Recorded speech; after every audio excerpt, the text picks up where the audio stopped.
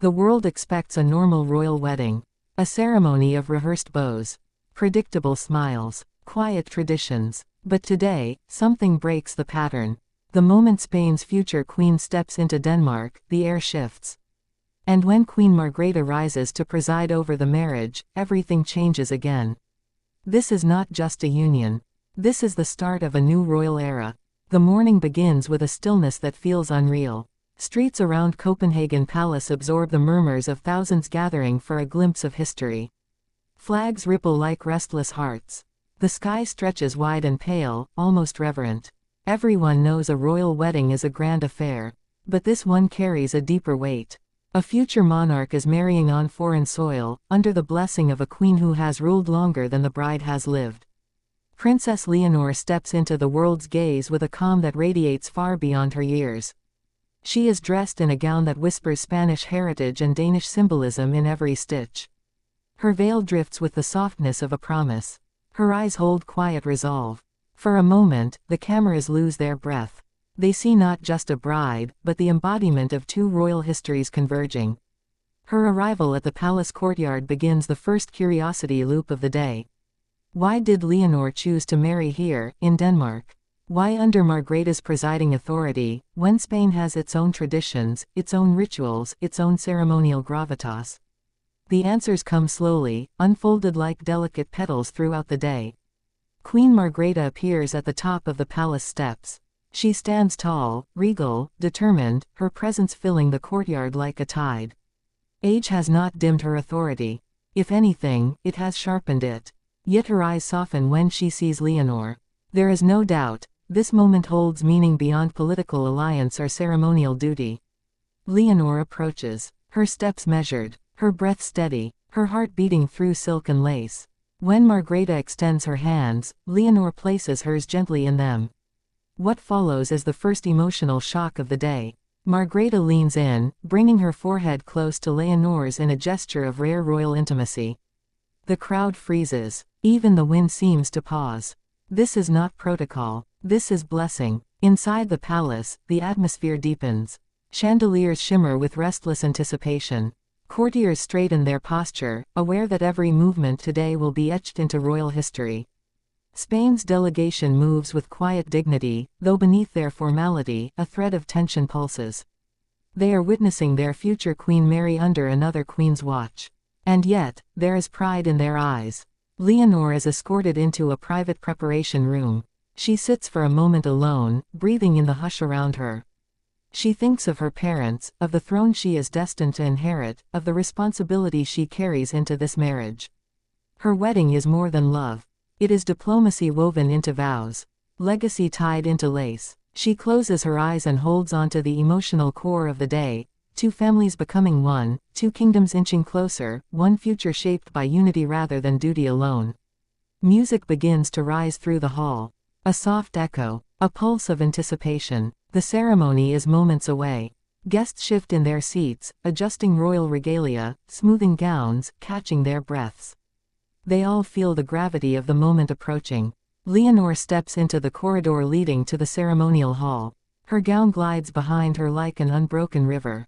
Her face is calm but touched with tremor. This is the threshold between her life before and the life she steps into now. Every camera captures her, but for a brief moment, the world sees a young woman simply trying to steady her heart. The doors open. The hall rises in a single motion. A breath. A wave of awe. Light pours across Leonor as she enters, gilding her in an almost celestial glow. She walks slowly, gracefully, her steps echoing like soft thunder. She sees her groom waiting with nervous devotion. She sees Margrethe standing with dignity carved into her posture. She sees Spain's delegation watching with tenderness. And she feels the world hold its breath. Queen Margrethe begins the ceremony with a voice rich in age and authority. Her words carry not just tradition but emotion. She speaks of two nations bound by respect. Of young love growing under the eye of destiny. Of leadership forged through unity. Her voice balances power and kindness, as if she is guiding Leonor through not just marriage, but monarchy. Leonor listens with open eyes. Her expression softens each time Margrethe addresses her directly. And when the queen says, "You carry the future of Spain, but today, you carry your own heart," Leonor's emotion ripples visibly across her features. The vows begin. Simple, sincere, deeply human. Leonor's voice trembles at first, then strengthens as she speaks truth from the depths of her being. She promises loyalty not just to her partner, but to the life they are choosing together. Her groom responds with equal emotion, unable to contain the small smile that breaks across his face when she squeezes his hands gently. Then comes the moment everyone has been waiting for. Margrethe retrieves the ceremonial ring. A piece older than almost any living royal. Its gold carries centuries of marriages, alliances, heartbreaks, triumphs. When she hands it to Leonor, her eyes shimmer. She whispers something private, something only the bride hears. Leonor nods with a soft swallow, touched to her core. The ring slides on. The room exhales. A new curiosity loop forms. What did Margrethe whisper? Why did Leonor's eyes glisten with such depth afterward? The marriage is sealed. But the story only grows richer. After the ceremony, Leonor and her groom walk into the palace gardens. The press captures every moment, every glance, every touch of hands. Spain watches with pride. Denmark watches with affection. The world watches with fascination.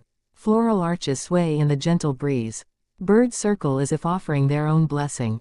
Royal staff members notice something remarkable. Leonor is more relaxed here. The weight of ceremony lifted. She laughs softly at something her groom whispers. She gathers her gown with graceful ease. She takes a moment to inhale the scent of roses and history. She looks like a queen in the making. Queen Margrethe joins them. She walks slowly, savoring the scene. The conversation between them is light, warm, almost familial. She praises Leonor for her strength. Leonor responds with sincere gratitude, recognizing the queen not just as an officiant but as a mentor. The gardens become a stage for subtle signals. A hand on the arm. A shared glance. A symbolic passing of wisdom from an elder queen to a future one. The media zooms in, searching for clues. Why does Margrethe look at Leonor with such affection? What does she see in her that moves her so deeply? Later, the reception hall glows with golden warmth. A band plays softly. Crystal glasses chime as toasts begin. Spain's King Felipe delivers words that strike every heart in the room. He speaks of watching his daughter grow into the woman before them. He speaks of pride wrapped in humility. He thanks Denmark for the love it has shown. Margrethe's toast is quieter, but it carries emotional thunder. She speaks of Leonor's grace, wisdom, and potential. She expresses her honor in presiding over this union. And she adds one line that sends murmurs through the hall: "I believe. She will lead with both heart and clarity, and Europe will be the better for it." Whispers spread like wildfire. This is not standard royal praise. This is prophecy. As dinner unfolds, curiosity loops continue weaving through the night. Private conversations, lingering glances, small symbolic gestures. Each moment deepens the sense that this wedding is more than two lives joining. It is the quiet shaping of future alliances. Leonor takes a moment alone near a window overlooking Copenhagen. She watches the night bloom with lights. She touches the brooch gifted earlier by Margrethe, feeling its history, its weight, its meaning. Her reflection in the glass looks different now. More grounded, more certain, more queenly. Her groom approaches, gently touching her hand. They share a quiet exchange, the kind that speaks of love, loyalty, partnership. Not just romance, but commitment to a shared future that will demand sacrifice and strength. The night concludes with a final dance. Leonor moves with grace, her gown drifting like moonlit water. Her groom holds her with quiet devotion. Margrethe watches from a distance, her expression touched by something almost maternal. As the celebration winds down, the couple steps outside onto a balcony to greet the crowd. Cheers roar up from the square. Cameras flash like scattered stars. Leonor lifts her hand in a gentle wave, and her smile blooms with genuine warmth.